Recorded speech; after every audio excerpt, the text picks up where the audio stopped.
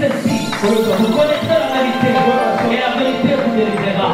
Vous connaissez la vérité vous affranchira. Vous connaissez la vérité, et cette vérité vous rendra libre. Il fallait que vous la... Je vous salue bien-aimés dans le Seigneur. J'ai été témoin d'une expérience de l'au-delà avec le Seigneur. Pendant plusieurs jours il m'a conduit en enfer pour être témoin de tout ce qui se passe dans ce lieu. Depuis des millénaires, Dieu a toujours tenu sa promesse d'être avec l'homme qu'il a créé. Au fur du temps il manifesta son amour envers ces créatures qui l'ont toujours rejeté pour suivre le chemin de la perdition. Ils ont prouvé en maintes reprises qu'ils n'ont pas besoin de Dieu quoique leur bouche profère des belles paroles de Dieu, mais leur nature, manière de vivre témoigne le contraire de ce qu'ils disent. Mes chers amis, il m'a plu de vous écrire l'expérience dont j'ai vécu avec Dieu, lui dont l'intelligence et la sagesse sont insondables. Je suis né dans une famille modeste dont je suis le puits-né.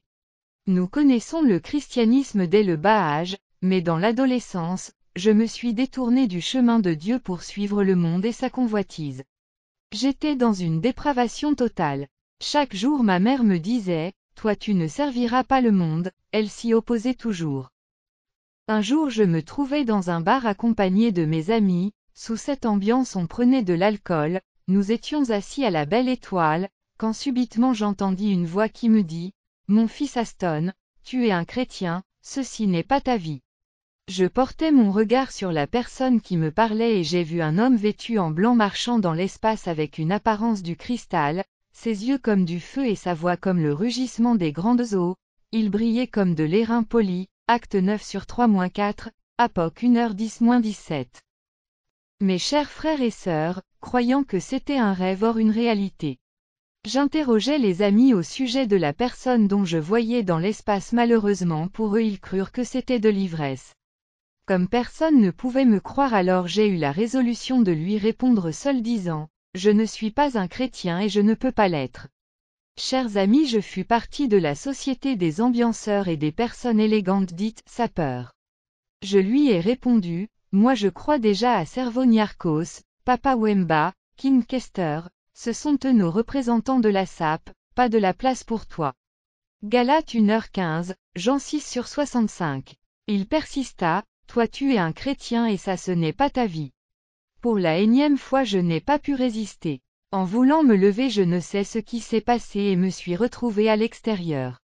C'est là que la peur m'a saisi et me suis rendu compte que c'était un être divin dont j'ai rencontré. Et par là, la connaissance des êtres spirituels m'est parvenue, le monde ne se limite pas par le matériel il y a aussi l'existence de l'inaccessible. En rentrant j'étais devenu comme un fou, parlant moi-même en cours de route, disant Seigneur si tu veux que je devienne chrétien alors je garderai ma vie tout en allant à l'église. Jérémie 7 sur 2-11, c'est comme ça que je suis arrivé à la maison et j'ai prié toute la nuit, confessant et me repentant de tous mes péchés, acte 2h37-38. Cette même nuit là tous les langages païens ont disparu, j'ai commencé à proférer des paroles saines.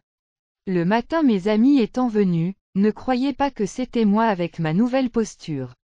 Personne n'a cru à ma nouvelle conversion. Mais quand on rencontre Jésus la vie change car il est le seul qui peut transformer l'identité d'une personne. Ma vie chrétienne au début ne fut pas facile, il y a eu tant de problèmes dont j'ai fait face, la santé, etc. Au long de mon parcours j'avais des petites visions et une voix les accompagnait pour me signifier, tantôt une lumière et on me dit ici c'est le paradis. La grande expérience commencera une année après que j'ai été établi par Dieu prophète de l'église SACREE Chapelle de Dieu et c'est là le début du voyage des mystères.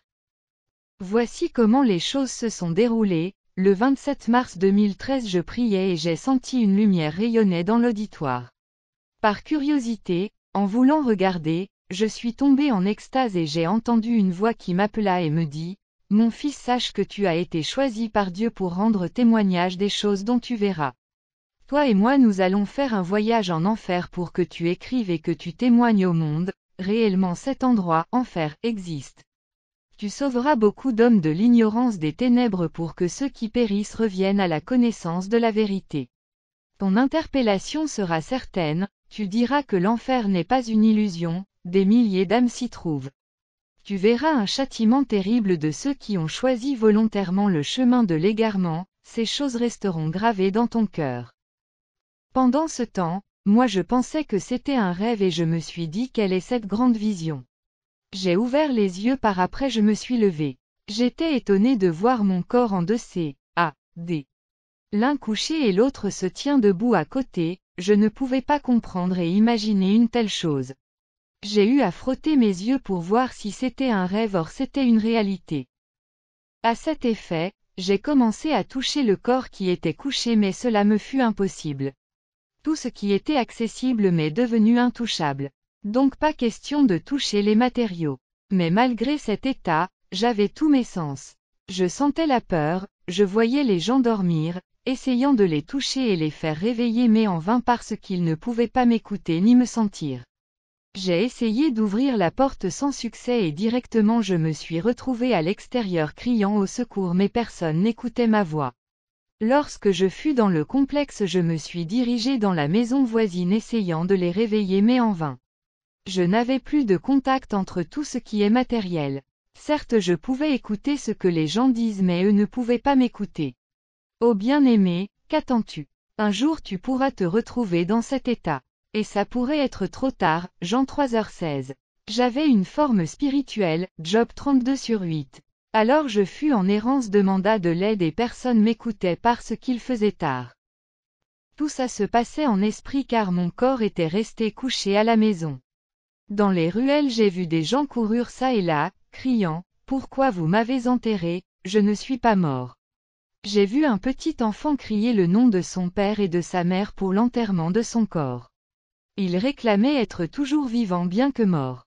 Je fus stupéfait, en s'approchant de l'enfant pour me renseigner je lui ai posé la question de savoir ce qui se passait. Il me dit, j'étais tombé malade et par après mes parents sont allés enterrer mon corps, et depuis là je n'ai pas un lieu pour résider. Il continua sa route à une vitesse incroyable, restant sur place, étonné de voir qu'une personne pouvait vivre après la mort. En continuant ma route je ne savais où aller c'est alors que j'ai eu à rencontrer une fille assise sur un portail. Elle aussi avait la même histoire que cet enfant. J'ai dit à la fille si tu es mort moi ce n'est pas le cas puisque j'ai vie encore. Mais au fond de moi je sentais qu'il y avait quelque chose qui ne marchait pas, rien n'était précieux pour moi si ce n'est que de rentrer dans mon corps habituel. Je poursuivis moi aussi ma route mais chose étrange, il y avait des maisons qui furent couvertes de feu, devant les portes et fenêtres des épées flamboyants, des légions d'anges. Au fait les maisons des saints sont protégées par des anges de Dieu qui sont composés de ceux qui assument la défense et les autres la protection, Abdias 1h18, 2 Rois 6h16-17. Des sorciers ne pouvaient passer au-dessus. Les autres maisons avaient aussi du feu mais les portes et fenêtres étaient ouvertes, les sorciers y pénétraient, alors j'entendis une voix qui me dit que ces chrétiens ont commis les péchés. Lorsqu'il y a des disputes et querelles dans vos maisons, la discordance, les enfants n'obéissent pas à leurs parents, nous regardons des choses malsaines à la télévision, etc. Tout ça donne accès à l'ennemi et les anges ne pourront pas sécuriser vos maisons, gardons nos maisons saintes. Il y avait aussi des maisons qui n'avaient ni de toit ou fenêtre, même pas une porte, semblable à un chantier. Des sorciers avaient un libre accès car ils entraient et sortaient paisiblement. Ce sont des maisons où les péchés dominent et le mal contrôle. Beaucoup sont des repères des esprits méchants, Apoc 18/2. Je me disais dans cet état que dans l'existence des hommes je n'ai jamais vu une chose pareille. Je n'ai pas failli tout en gardant l'espoir de retrouver un jour mon corps. L'idée de retourner dans ma famille a vu le jour dans mon cœur, peut-être j'aurai de l'aide. Dès mon arrivée j'ai essayé de réveiller mes parents, mes frères et sœurs mais en vain car nul d'entre eux pouvait écouter ma voix. Comme précédemment je fus encore de nouveau dans la rue, j'ai voyé des âmes pleurant leur bien-aimé pour l'enterrement de leur corps. J'ai pris la direction de la route bypass qui m'amènera jusqu'à l'échangeur de Limité et j'ai eu à rencontrer un fameux musicien gospel renommé décédé il y a longtemps, il hurlait à haute voix, « Je ne suis pas mort, pourquoi m'aviez-vous enterré ?» En lui voyant je fus choqué, après lui avoir appelé par son nom il s'arrêta et lui, « Monsieur pourriez-vous m'aider ?» Je lui ai relaté l'histoire qui s'est passée sans me donner une quelconque réponse il me dit, « Je me suis moqué de Dieu. La gloire, la richesse je les ai obtenus sans penser à mon âme. Matthieu 16h25. Alors il m'esquiva et continua sa route. Abasourdi je ne savais quoi faire, qui pourrait me secourir. Mes frères, chers amis, nous savons qu'après la mort, l'homme part dans son jugement, Hébreux 9h27. Mais plusieurs dont nous pensons avoir quitté la terre vivent toujours parmi nous. C'est alors que j'ai poursuivi ma route jusqu'à une église à la 17e rue Limété connue du pays et me suis rendu en courant dans l'enceinte. Là, il y avait des âmes liées, des chaînes assises à même le sol. Sur le podium de l'église, une crène humaine crachant du sang, j'interrogeais ces âmes pour savoir le pourquoi et qui les a liées de la sorte. Comme la première ne me répondait pas, alors j'ai eu à comprendre que c'est une église communautaire qui a des congrégations dans le monde entier et que tous ceux qui prient là-bas sont condamnés. Mes yeux pouvaient encore voir des démons vêtus en tenue militaire faisant la garde, des pommes de main étaient à la place où supposaient être leurs pieds. Tenant des fourches, lorsqu'ils m'aperçurent étant perturbés, voulaient à tout prix connaître ce qu'a été le but de ma présence. Et comme ils s'approchaient de moi, j'ai pris la fuite par peur d'être capturé.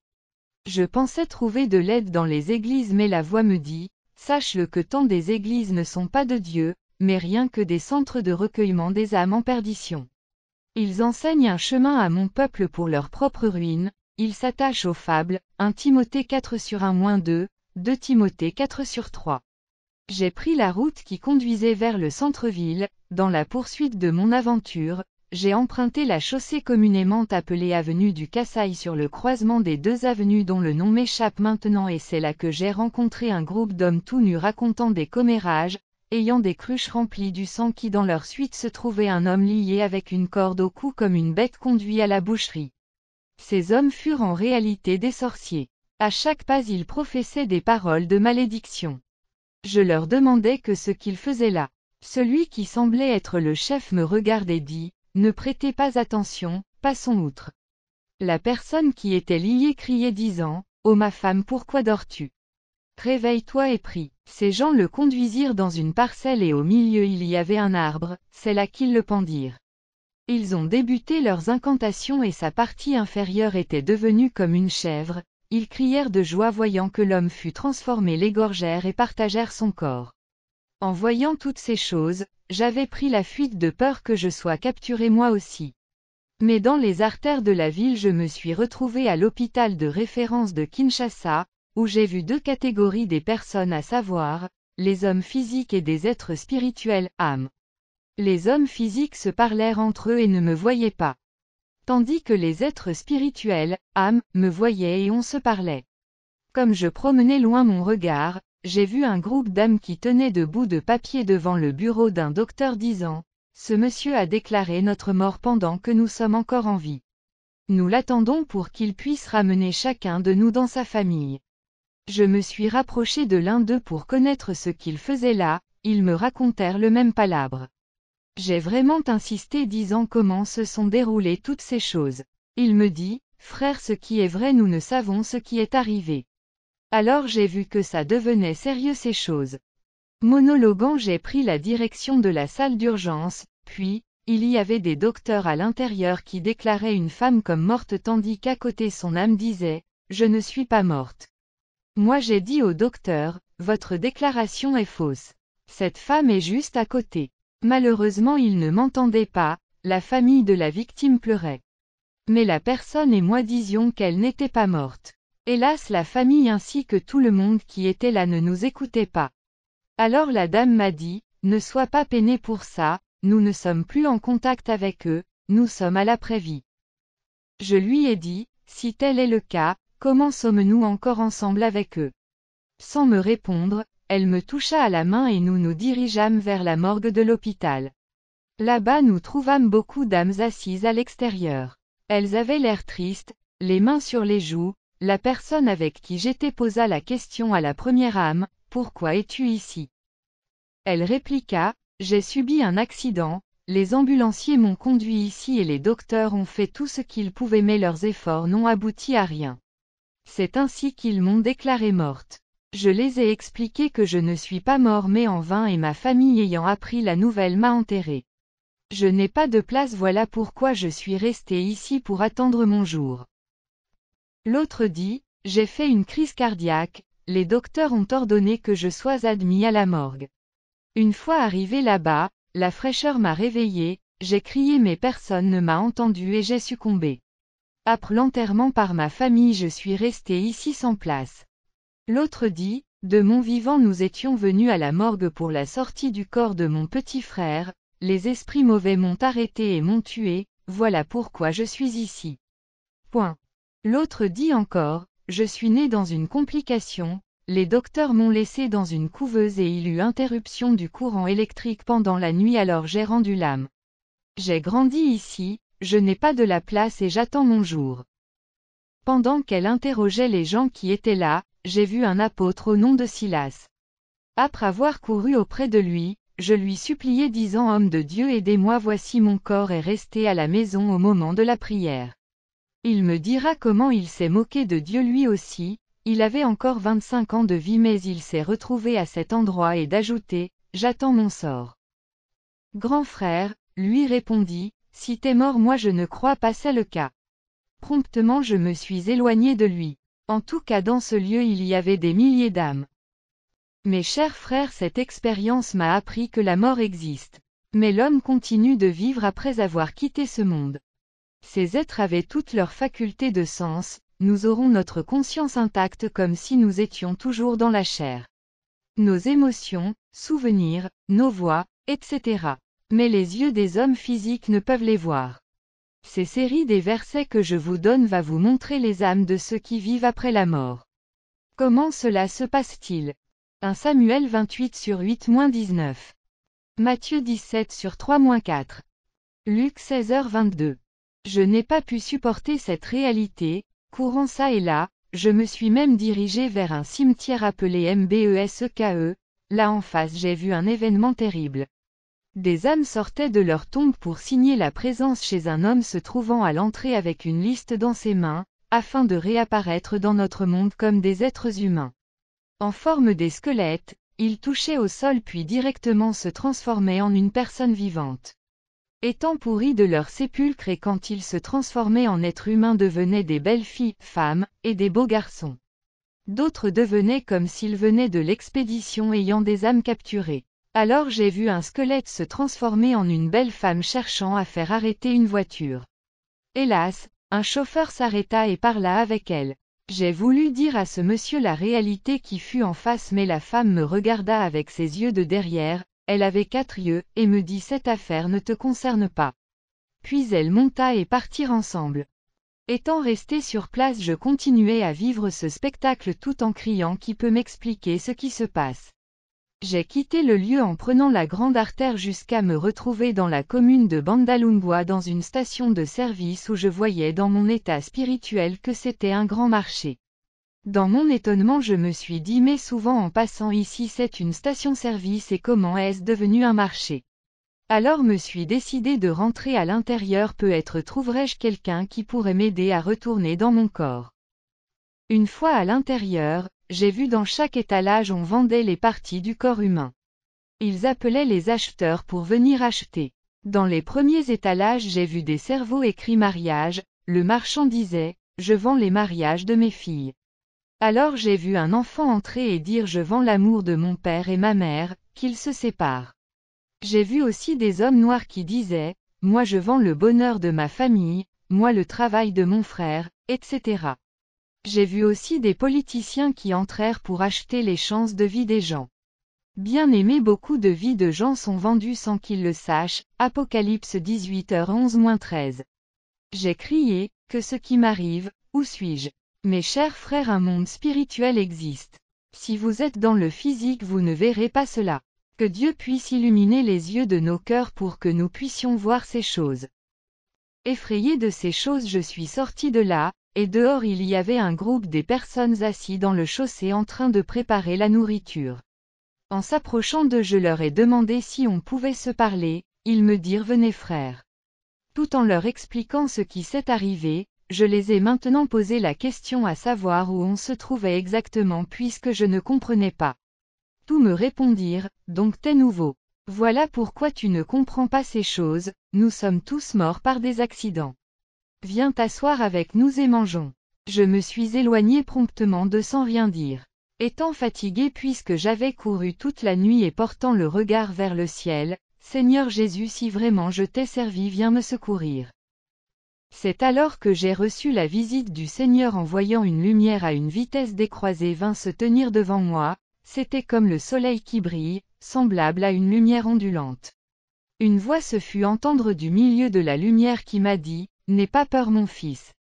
Dieu t'a choisi pour être témoin des choses que tu verras, sache-le que les âmes souillées n'hériteront point le royaume des cieux. Je suis ton guide qui te conduira dans les abîmes de l'enfer. Tu verras des choses étranges.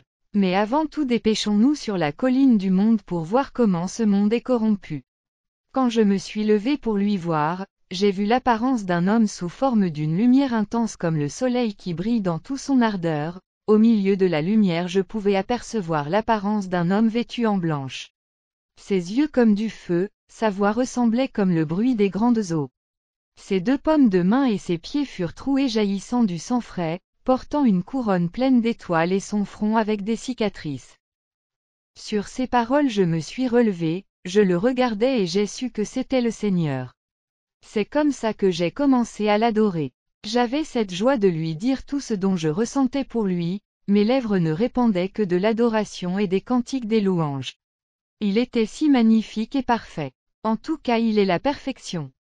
J'ai fléchi mes genoux devant lui et lui dis si vraiment c'est toi Seigneur Jésus-Christ fais-moi retourner dans mon corps, car je ne sais ce qui a fait que je sois ainsi, retourner dans mon corps m'est pratiquement impossible.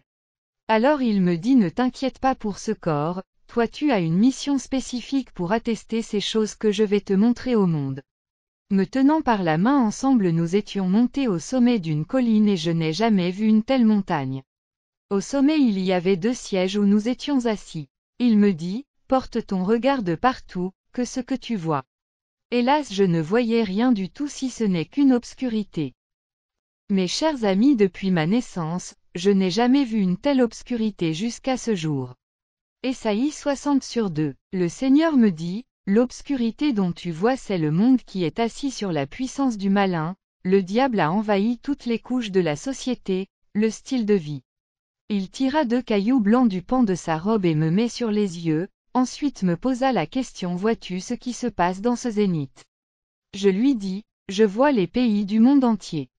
Bien-aimé je voyais le déplacement de tout être sur la terre, le peuple de toute langue, toutes les nations, tribus, etc. Je pouvais comprendre ce qui se passait au fort intérieur des hommes. Quand ces humains marchaient, d'autres étaient porteurs de la lumière et d'autres des ténèbres. Le Seigneur comprenait directement ce que je voyais et il me dit, ceux qui portent la lumière sont le peuple que j'ai acquis au prix de mon sang, dis à mon peuple que vous devez être la lumière de ce monde, rayonnez partout où vous êtes. Matthieu 5h14-16, ceux qui portent les ténèbres sont ceux qui me rejettent et choisissent les plaisirs du monde, les choses vaines, mais lorsque le Fils de l'homme apparaîtra, il attirera pour lui que le porteur de lumière. Dis à mon peuple de ne pas perdre leur chandelier.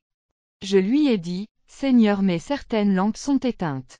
Il dit celles-là sont ceux qui mélangent leur voix. Étant enfants de Dieu ils se corrompent à tout moment, ils ne savent pas choisir les choses saintes et profanes. Ils ne font aucune distinction entre les choses de Dieu et du monde. Mon fils Aston, vous devez faire le choix entre les choses de Dieu et celles du monde. Si vous vivez comme des païens pourquoi prétendez-vous m'appartenir? Pendant qu'il parlait, moi je voyais des âmes courir çà et là criant chacun je ne suis pas mort. Il me dit encore que vois-tu? Seigneur je vois tous les pays du monde et sa population, je pouvais aussi lire leurs pensées. Il me dit encore que vois-tu? C'est alors qu'au Brésil j'ai vu un groupe de gens qui transportaient le cortège funèbre d'un homme qui fut assis sur son cercueil entouré des anges chantant un vieux cantique de notre pays dont j'ai reconnu. En demandant au Seigneur pourquoi ces Brésiliens chantaient notre chant, il m'a répondu que ce sont des cantiques célestes. Et d'ajouter, la majorité de ces musiciens chrétiens dont tu connais ne chantent pas pour ma gloire, moi je ne reconnais que le frère Alain Moloto. Mais Seigneur comment dites-vous des choses pareilles? Le monde a plusieurs musiciens chrétiens qui chantent pour toi. Il me dit certes mon fils mais ce ne sont que des bruits dans mes oreilles, je te conseille la musique de frère Alain Moloto, Église de réveil du début et celle des protestants, Fr Carlito, Sir Lola Leonardo, etc.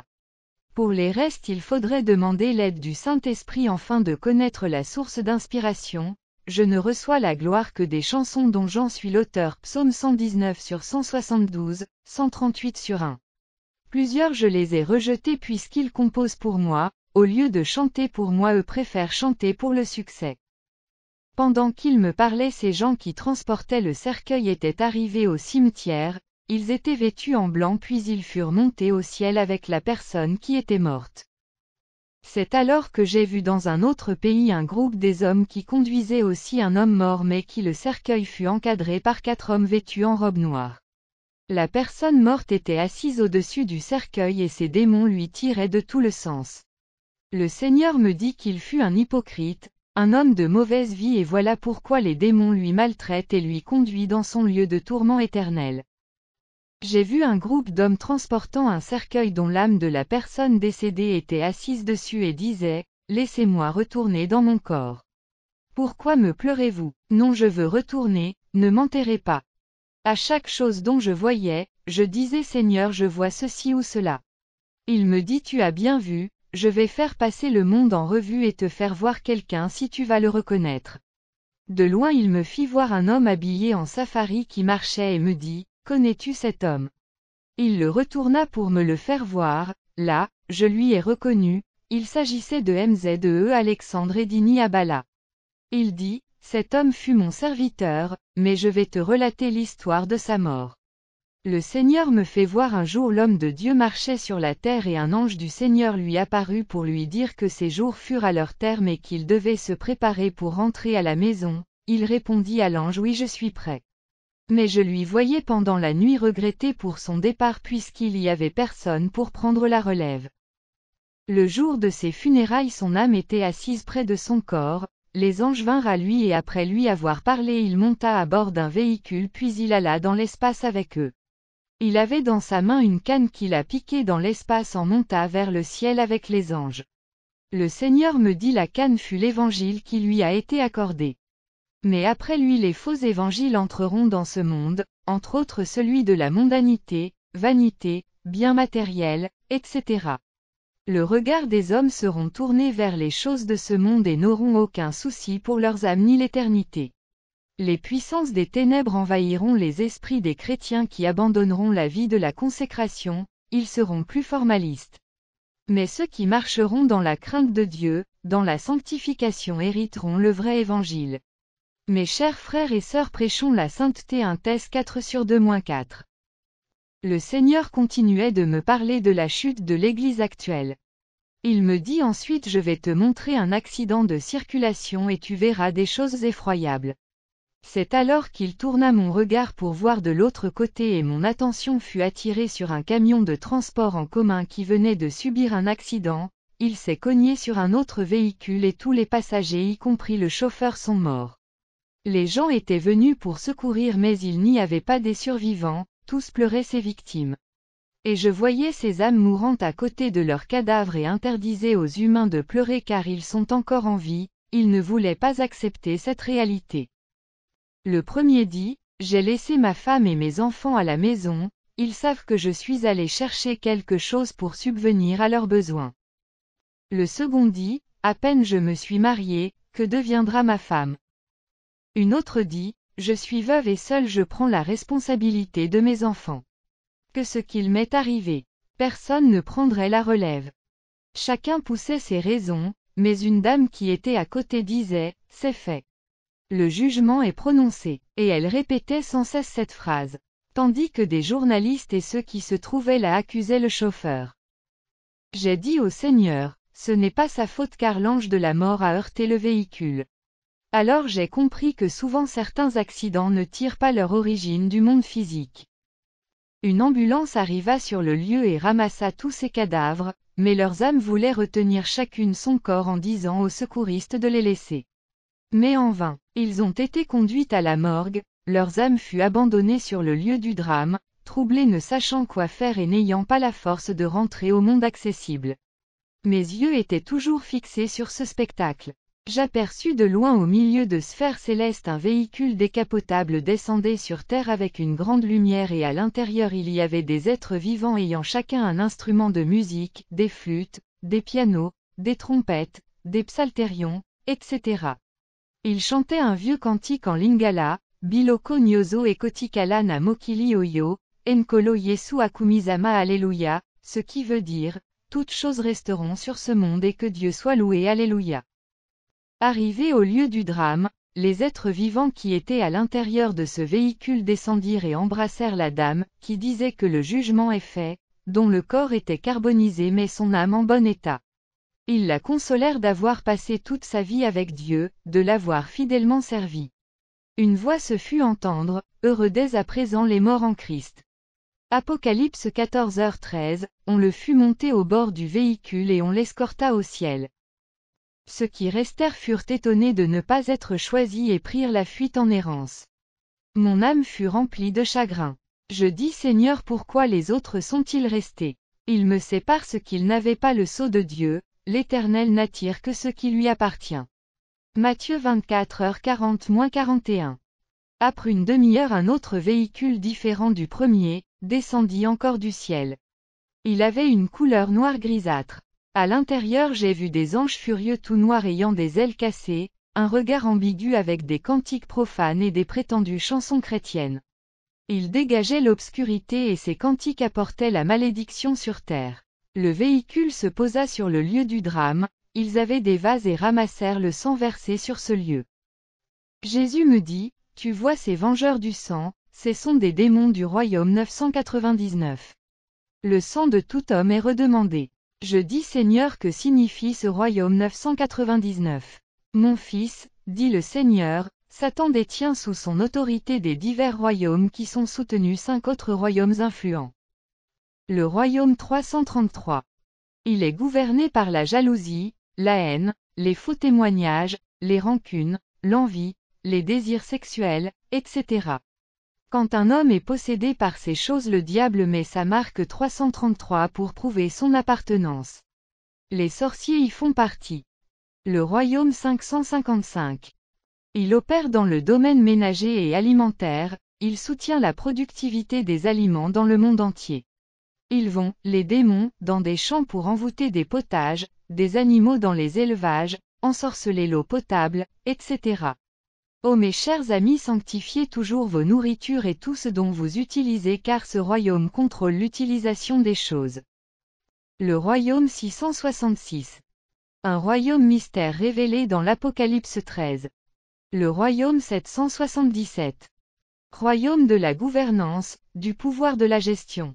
C'est ici que les grands de cette terre tirent leur force. Des musiciens profanes et chrétiens, des politiciens, etc.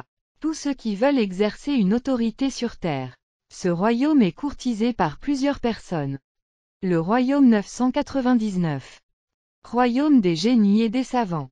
Pour les inventions des choses, souvent ce qu'on appelle l'intelligence artificielle. Il soutient le développement, l'économie, la civilisation moderne, la technologie, l'éducation, etc. Ce sont des royaumes que nous appelons les 5 étoiles, ils ne fonctionnent que par le sang des humains. Et Jésus me dit, c'est la raison pour laquelle ils sont ici sur la terre, ils sont à la recherche du sang. Le Seigneur parlait et moi je voyais les démons qui étaient descendus se dire l'un à l'autre, où sont les âmes qui ont versé leur sang? Celui qui semblait être leur supérieur dit, allez me trouver ces gens-là. Et ils partirent au crépuscule. 3 sont partis et les autres sont restés. En peu de minutes ils revinrent avec des âmes capturées à l'endroit où était leur véhicule, elles étaient liées par des chaînes de fer. Leur chef en regardant ces âmes fut un triage. Il relâche les autres et retient les autres, ensuite montèrent dans le véhicule et ils disparurent. Ô Seigneur, pourquoi il a relâché les autres? Jésus me dit, mon fils, ceux qui sont restés, leur temps n'est pas encore arrivé. Que cela signifie, Seigneur? Il me dit, ô mon fils, ne sais-tu pas que la mort est repartie en 4 degrés? Dieu dans sa souveraineté, a permis que les hommes quittent la terre. Par sa volonté. Cela veut dire que tout homme doit mourir un jour. Vous ne vivez qu'un temps prévu de Dieu, il se peut que vous viviez 2 ans, 30 ans, 50 ans, etc. Job 30/23. Si cette mort répond au temps prévu de Dieu, vous irez en éternité, l'enfer ou le paradis. Tous ne sont pas destinés à vivre 120 ans. Par la volonté des hommes. Dieu connaît toutes choses, mais certains gens meurent parce que les hommes, sorciers, magiciens, etc., les ont sacrifiés. Ces âmes n'entreront pas dans l'éternité parce qu'ils sont morts avant le temps prévu de Dieu, ils font leur bagarre sur la terre. Acheter des vêtements, nourriture, etc. Oui, le corps sera enterré mais l'âme n'aura pas de destin.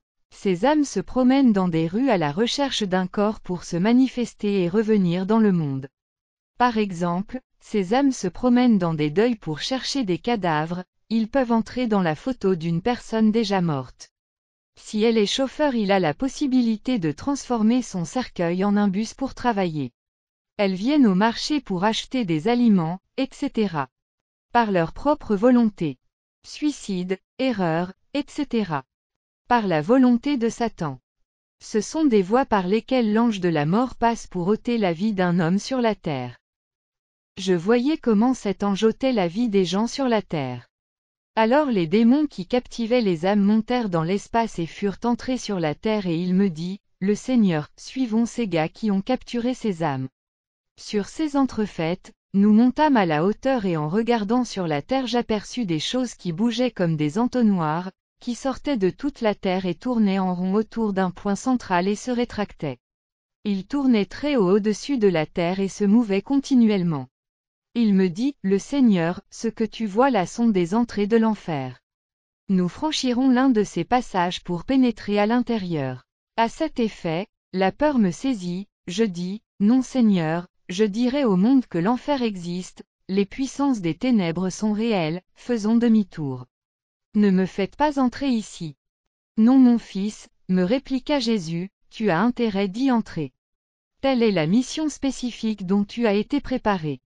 À l'intérieur de ces entonnoirs une voix sortait et disait, livraison. Et on versait des milliers d'âmes d'hommes, Ésaïe 5h14, Job 10h21-22. Je dis Seigneur, d'où viennent tous ces hommes? Pourquoi sont-ils versés dans ces entonnoirs? Ils viennent de la terre, répond Jésus, ils se sont corrompus. Ils ont fait du péché leur mode de vie. Mourant, leurs âmes sont directement envoyées dans cet endroit, Ézéchiel 32/18, Luc 16h22-23, c'est alors nous descendîmes dans cette entrée. Au milieu de la paroisse étaient des esprits impurs enchaînés et poussaient des cris, Jude 6. Ils sifflaient partout et cherchaient à nous toucher vers notre passage mais en vain car les ténèbres furent partout. Une obscurité profonde qu'on ne pouvait même pas se voir. Une odeur nauséabonde et répugnante des cadavres. Seule la lumière émanant de Jésus-Christ me permettait de voir. Il me dit, le Seigneur, tu vois ces créatures, ce sont des démons préparés pour aller détruire la terre. Ils ne sont détachés que lorsque Satan donne l'ordre. Ils sèment de la terreur sur la terre. Ces créatures ressemblaient aux animaux, d'autres avaient la forme humaine au nez et aux oreilles pointues. D'autres encore avaient des formes dont je n'ai pas compris, ils dégageaient une odeur répugnante. Jude 6.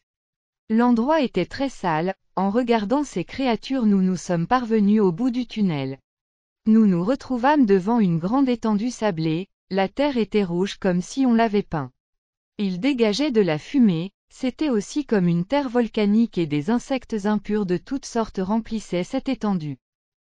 Le Seigneur me dit, tourne-toi de l'autre côté et regarde. J'aperçus une multitude d'âmes dans un fil d'attente, des hommes, des femmes et enfants, petits et vieux, toutes pourries. Des asticots les couvraient toutes.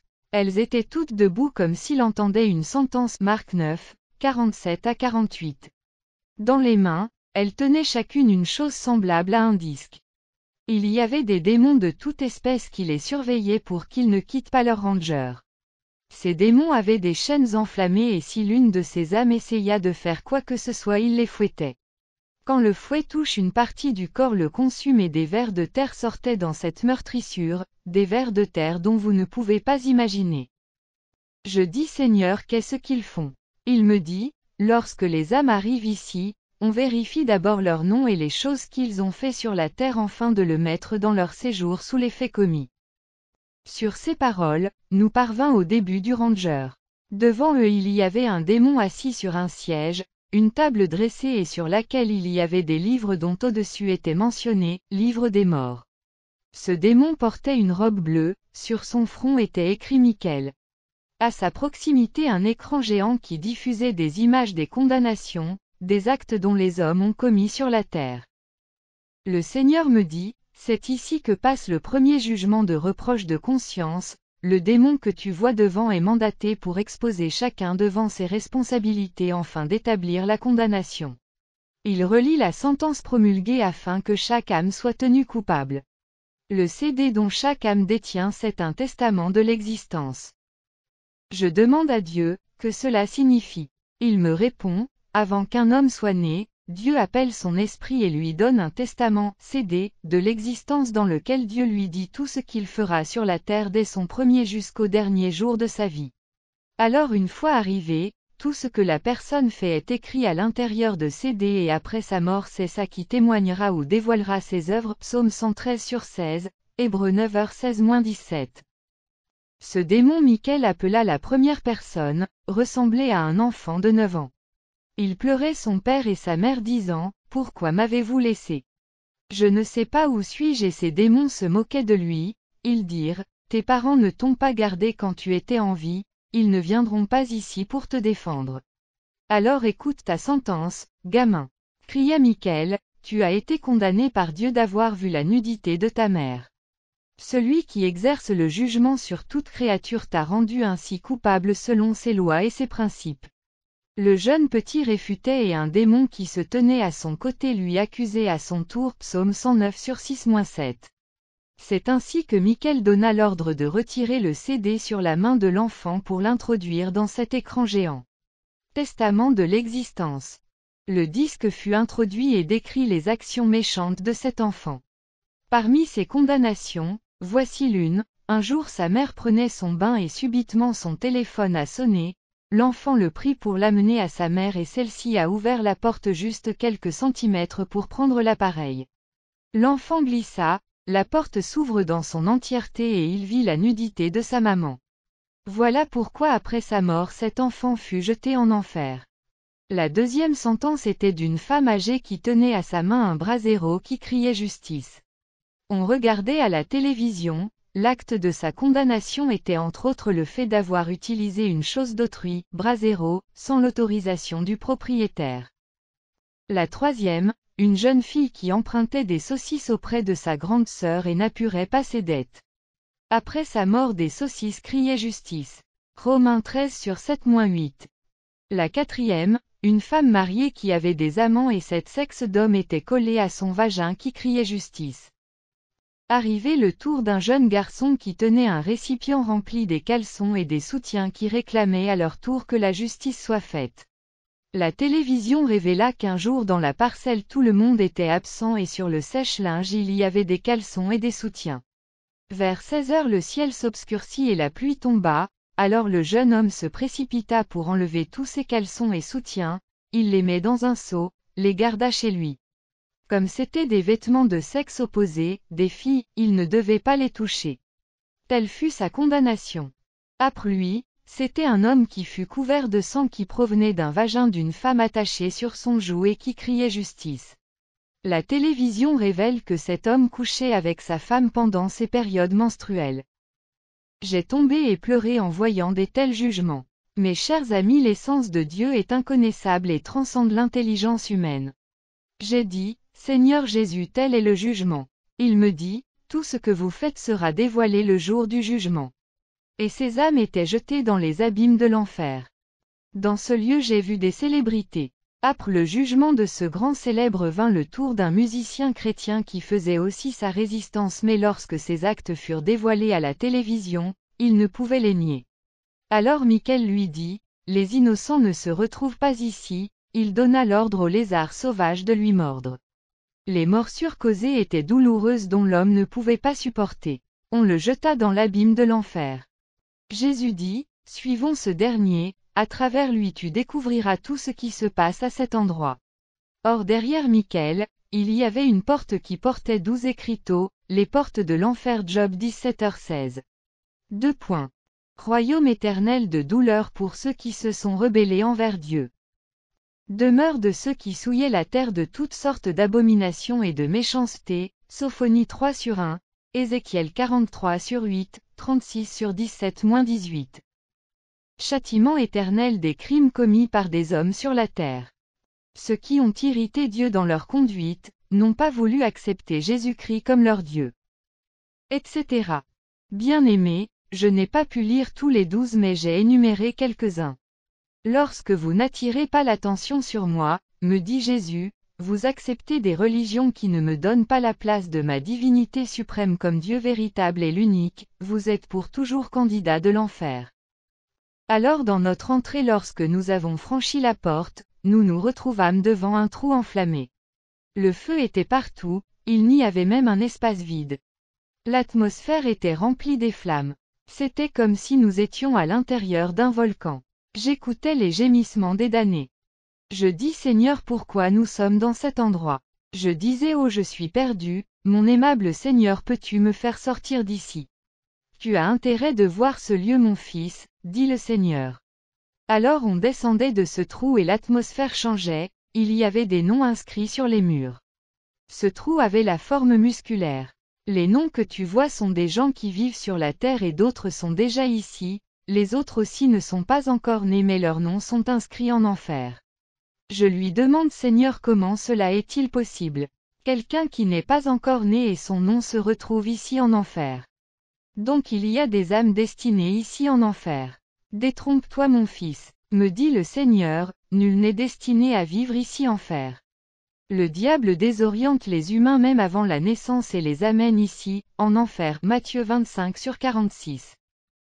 Lorsqu'on descendait nous croisions les démons avec leurs épées, lances, javelots qui montaient rapidement. Tu vois ces gars, me dit Jésus, ils vont sur la terre pour séduire les habitants et les amener dans ce lieu. Ils rempliront la terre par leur enchantement. Les hommes souilleront leur dignité, l'impudicité, le mensonge, l'amour des richesses, la gloire de la vie, les rancunes, la haine, des conflits, etc. Ils se serviront de ces armes pour combattre les hommes. Dis à mon peuple que je viens pour une église sainte, purifiée de toutes ces choses. Ils sortaient à la vitesse d'un éclair. Je dis mais pourquoi ils vont si vite? C'est parce qu'ils savent que l'heure est finie, Apocalypse 12, ils sont prêts à la bataille. Mais mon peuple ne s'est pas préparé. Sur ces paroles nous sommes arrivés au fond du trou, j'ai vu une vaste étendue enflammée avec des laves de feu partout. Où sommes-nous Seigneur? Nous sommes dans la réception de l'enfer. La RECEPTION de l'enfer. Bien-aimés, cette vaste étendue enflammée de lave de feu tournoyait, des éclairs tombaient de partout. Tout était consumé, je ne voyais pas son début ni sa fin. Je criais, je suis perdu Seigneur, fais-moi sortir de cet endroit enflammé. Le lieu ressemblait à une usine d'hydrocarbures qui a pris feu. Je veux vraiment donner la description de cet endroit, dans son immensité, il est à la forme circulaire, clôturé en briques enflammées et dans ces laves de feu j'aperçus des choses qui bougeaient et qui ressemblaient à des charbons brûlés, Ésaïe 47/14-15. Je dis Seigneur regarde ces choses qui bougent. Il me dit, ce ne sont pas des choses plutôt des âmes qui se consument.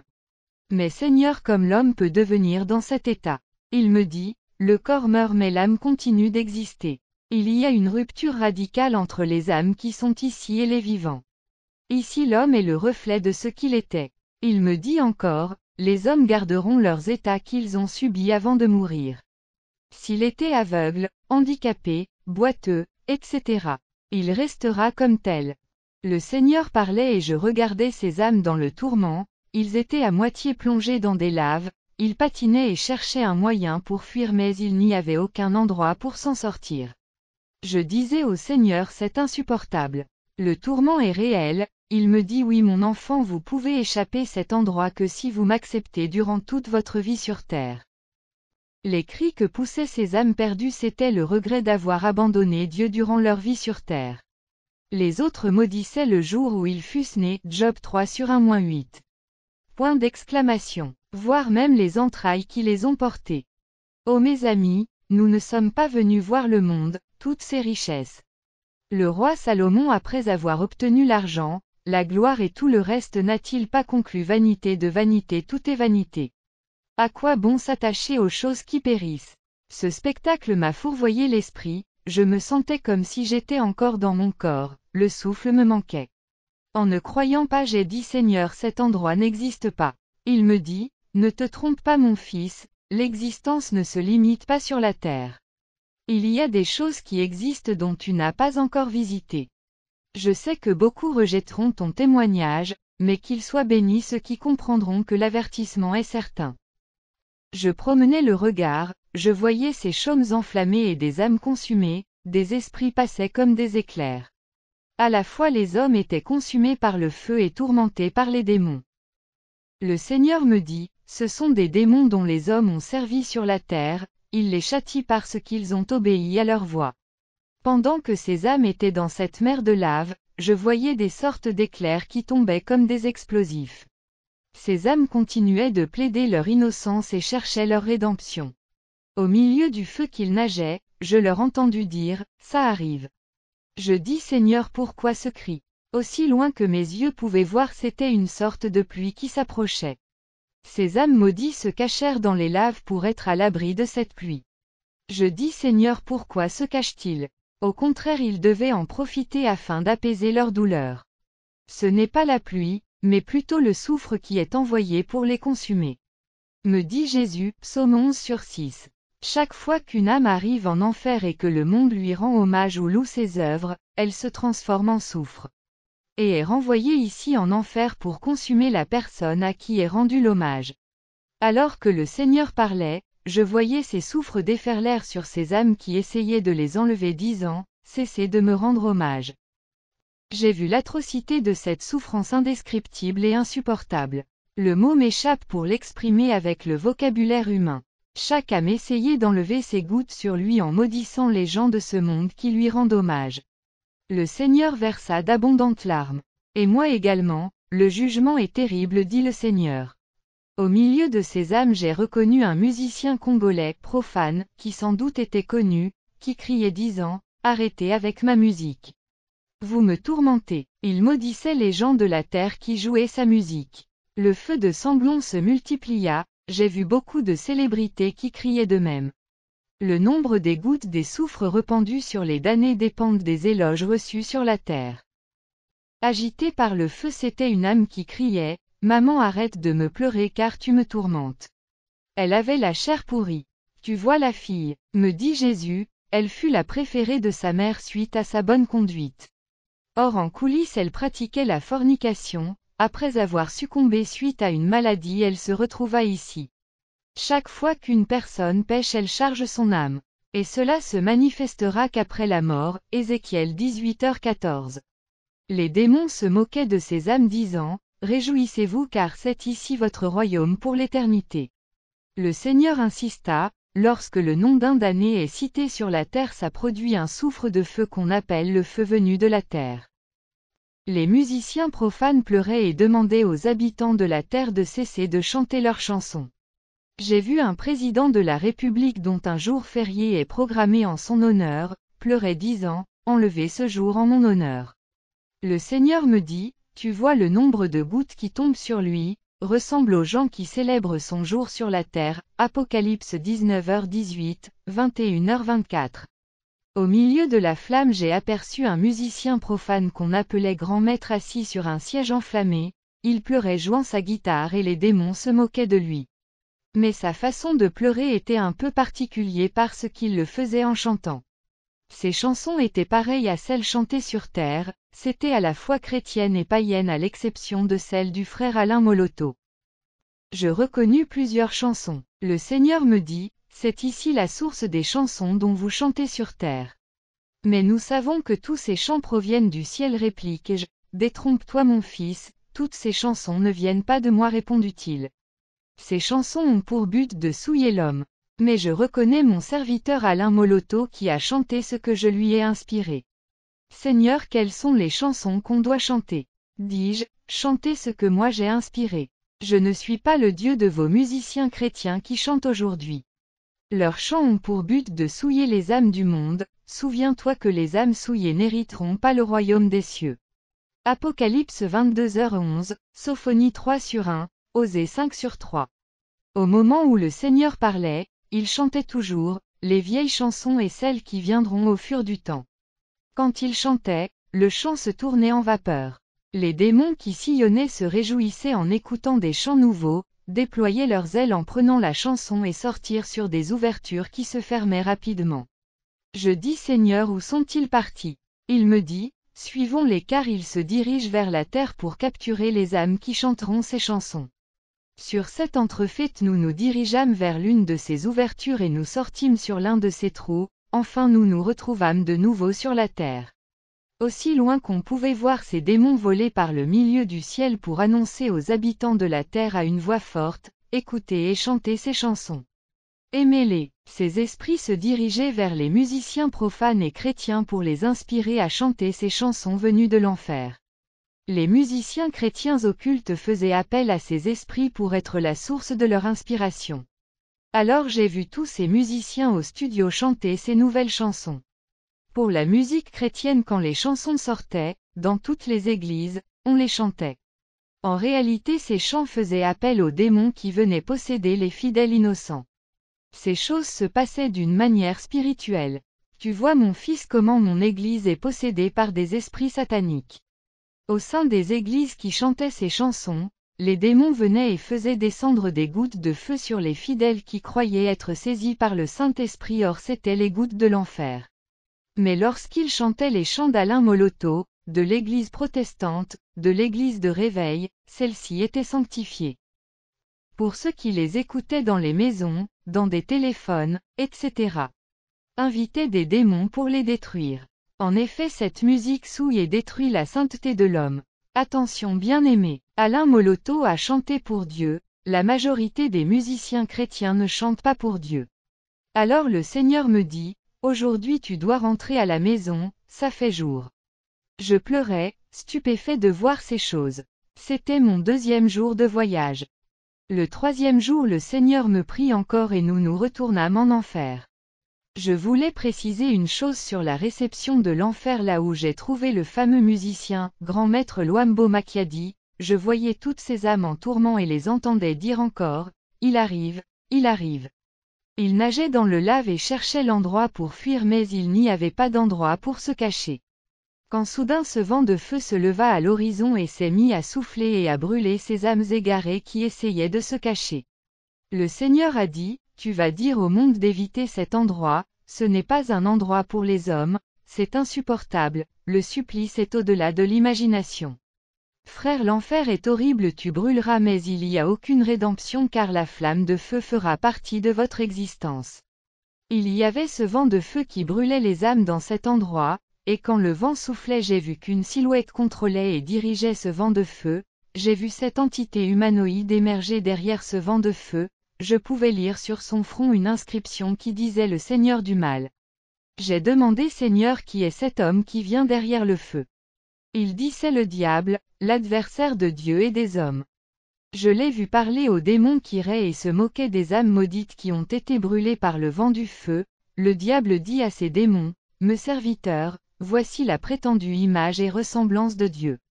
Ces gens ont été créés à la ressemblance et image de Dieu, mais regardez ce qu'ils sont devenus car ils ressemblent maintenant à des squelettes, des cadavres pourris et couverts des vers.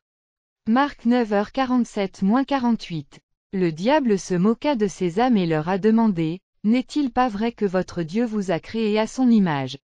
Et regardez ce que vous êtes devenus, vous êtes maintenant squelettiques, votre Dieu vous a créé sur cette forme. Regardez-vous, en ce moment j'ai vu des âmes implorer le diable qui était sans cœur. Satan dit à ces âmes perdues, vous me rejetez et méprisez sur la terre, mais par vos actions, vous me suiviez car vous faisiez ce que je vous demandais même si vous me détestiez. Vous ne suiviez jamais la voie de Dieu que vous prétendiez aimer et suivre toutes vos vies. Vous avez vécu vos vies en suivant ce que je vous demandais au lieu de faire la volonté de votre Dieu. Vous ne pouvez pas aimer Dieu et marcher dans mes voies. Si vous aimez Dieu vous auriez fait sa volonté et obéir à ses commandements, quand vous aimez Dieu vous faites ce qu'il vous demande et marche dans son chemin. Vous avez fait ma volonté toute votre vie. En ce moment-là j'ai vu les âmes perdues dire au diable, nous ne t'avons jamais rejeté ni méprisé, nous t'avons loué. Mon frère, j'ai vu les âmes perdues louer le diable pour obtenir sa miséricorde, cependant il dit à ces âmes perdues, réjouissez-vous. Ceci est votre royaume d'éternité en éternité, puisque vous avez choisi de vivre en faisant ma volonté, voilà votre récompense et royaume pour toujours. Alors le diable dit à ses démons, retirez mes richesses qu'ils possèdent. Alors les démons se jetèrent dans la fosse et retirèrent leurs richesses à ces âmes qui étaient calcinées. Un pasteur de son vivant regardait les clips d'un musicien profane qui faisait danser ses danseuses nues à la télé, celles-ci crièrent justice, justice et les démons lui arrachèrent les orbites. Une femme diaconesse d'une église chantait les chansons d'un musicien profane dans son cœur quand elle était sur terre, la chanson criait justice. Les démons lui détruisirent le cerveau pour récupérer leur musique. L'autre a regardé le film pornographique et il criait justice, on lui arracha aussi les orbites. J'ai vu un démon géant et velu, détenant une liste. Il appelait les cas par rapport aux inscriptions de chaque chambre de l'enfer. Exemple, chambre des condamnés sexuels, chambre de condamnés de vol, etc. Le Seigneur me dit, toutes ces âmes doivent être conduites dans leurs chambres respectives. Et ces âmes ont été retirées de la réception d'enfer pour leurs chambres respectives. Pendant ce moment je voyais à la réception 12 ouvertures de 7 endroits macabres d'où se tenait un démon devant chacune d'elles. Ces démons étaient habillés comme des prêtres. Ils tenaient des encens et les secouaient, disaient, réjouissez-vous car ici est votre royaume pour l'éternité. Ces ouvertures étaient l'entrée de 12 tunnels menant aux 351 chambres ou prisons de l'enfer. Ce sont les continents de l'enfer ou des vastes régions volcaniques où il y a du feu partout. Ces continents étaient segmentés en territoires similaires aux pays de la terre à terme de leur taille. Sur cette terre l'atmosphère était du feu, en enfer il n'y avait pas de vent, il y avait cependant une odeur nauséabonde. Je ne pouvais pas respirer à cause de cette odeur. Immédiatement j'ai vu de nouveaux types de démons sortir des 12 tunnels où les prêtres se tenaient. Ils tenaient la liste des âmes qui devaient être envoyées dans leurs prisons respectives. J'ai vu dans le premier tunnel un démon détenir la liste et s'est mis à appeler la première catégorie des âmes qui étaient condamnées pour les péchés sexuels. Quand il a appelé les gens qui étaient tombés en enfer pour les péchés sexuels, j'ai immédiatement vu les démons qui censaient les rassembler, chacun pouvait rassembler 50 000, 30 000, 20 000 âmes grâce au mouvement de ses bras. Chaque fois que les âmes étaient rassemblées en fonction de leur péché particulier, ils étaient dans l'immédiat amenés devant le tunnel menant à leur prison spécifique. Jésus dit, lorsque les gens tombent en enfer, ils arrivent d'abord à la réception de l'enfer puis ils sont conduits dans des chambres. Le Seigneur me dit de les suivre pour voir là où le jugement se produit, j'ai vu comment les âmes perdues entraient dans les 12 tunnels, chacun de ces couloirs les a conduits à un certain nombre de prisons spécifiques. Le premier couloir a conduit à 70 prisons. Cependant j'ai vu que ce couloir ne peut accueillir qu'une seule personne. 2 ne peuvent pas passer en même temps. Pourtant des milliers d'âmes squelettiques étaient empilées et poussées par la force à l'intérieur de ce petit tunnel. Elles ne pouvaient pas résister ou s'opposer à ces démons qui étaient plus forts et avaient un pouvoir surnaturel. J'ai vu d'innombrables personnes entassées dans ce couloir où une seule personne pouvait passer. Ce couloir était sombre et sale, il y avait des animaux démoniaques et impurs qui passaient dans ce petit tunnel. Du coup je remarque au plafond de ce tunnel qu'il y avait des appareils qui ressemblaient à des haut-parleurs. Alors que des âmes se déplaçaient dans ce tunnel, puis une voix douce se mit à parler et le silence était absolu, personne ne parlait. J'entendis cette voix douce dire, « J'aime l'humanité, j'ai versé mon sang pour l'humanité. Si les gens tombent dans cet endroit ce n'est pas ma volonté, j'ai fait ce que j'ai pu pour sauver l'humanité et arrêter cela. » Cependant, quand cette voix a cessé de parler, les âmes perdues ont commencé à blasphémer et à maudire la voix du Seigneur qui parlait, ils abusaient et l'insultaient à cause de la douleur qui était insupportable.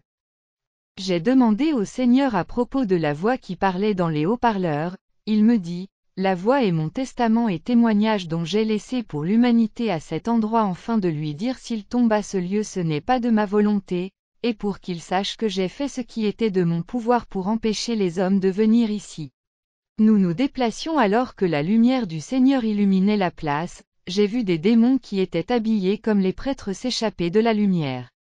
Quand nous avons atteint le bout du tunnel, sommes arrivés devant les portes de nombreuses prisons de l'enfer. J'ai vu sur la première porte c'était écrit dessus, chambre des condamnés sexuels. Première prison, chambre des condamnés sexuels. Jésus me dit, c'est la première prison de l'enfer que nous devons visiter. La première porte de la chambre avait une forme circulaire et au-dessus il y avait des écritures qui n'étaient pas humaines. C'était la prison des délits sexuels. Quand je regarde le Seigneur je vois qu'il pleurait, alors que nous nous tenions devant cette porte et il a dit, « Mon fils, ceux qui ont eu le rapport sexuel avant le mariage n'entreront pas dans le royaume des cieux. » Nous entrons dans cette porte, vous verrez des réalités qui sont au-delà de votre compréhension, mais je soutiendrai votre foi, ce que vous allez voir ici mettra à l'épreuve votre détermination. Lorsque nous entrons dans la première prison de l'enfer qui était un continent de feu, il y avait une mer de lave bouillonnante, éclaboussant qui frappait la roche noire. J'ai vu un énorme rocher qui vomissait du feu, il n'y avait pas d'espace vide dans ce continent car il y avait la pluie du feu partout. Et la voix des gens hurlant était perçante, ils demandaient la pitié. Jésus dit, les gens viennent à cet endroit et quand ils entrent ils ne quittent jamais car ils sont coincés ici. Ils pleuraient au Seigneur de les faire sortir. Mais Jésus n'arrêtait pas de répéter, trop tard, trop tard. Le Seigneur a dit, mon fils, tu diras au monde que l'opportunité de se repentir est quand ils sont vivants sur la terre. Souvent l'homme pense qu'il est maître sur la terre, mais il a été créé en être dépendant de Dieu. Quand les gens vivent dans le monde ils pensent qu'ils sont maîtres d'eux-mêmes. Ils pensent qu'ils peuvent se comporter comme ils veulent, ils peuvent faire ce qu'ils veulent, ils peuvent aller où ils veulent, en vérité ils sont créés pour être dépendants. Quand le diable est venu dans le jardin, il parla à l'homme de l'indépendance de Dieu et une vie autonome en disant que vous choisirez par vous-même et que vous dépendrez de vous-même, vous serez comme Dieu, vous serez maître de vous-même indépendant de Dieu. Vous vivrez comme il vous semble dit le Seigneur. Aujourd'hui le diable dit à mon peuple que c'est le temps de la grâce, ils peuvent faire tout ce qu'ils veulent et pécher comme ils veulent. Frères, quand le Seigneur a chassé les hommes du jardin au début c'était le temps de la grâce car la loi de Moïse n'était pas encore introduite. Et aujourd'hui nous sommes au temps de la grâce mais le Seigneur rejettera celui qui abuse de cette grâce. Quand nous sommes entrés dans ce premier continent, il y avait une planche derrière la porte avec une liste des délits auxquels les gens étaient punis dans ce continent. La population de ce continent était des gens qui ont eu des relations sexuelles dans un rêve, qui les ont eus dans leur esprit et pensée, qui ont vu la nudité des autres, qui regardaient des films pornographiques, qui avortaient, qui ont commis l'impudicité, qui se plaisaient eux-mêmes, qui ont commis l'inceste. Je demande au Seigneur combien des âmes qui sont dans cette chambre d'enfer. Vous connaissez bien les mers de la terre. Lorsque vous comptez le sable qui est sous les mers de la terre, c'est le nombre d'âmes qui sont incarcérées dans ce continent, a déclaré le Seigneur. Il a dit ceci, vous connaissez la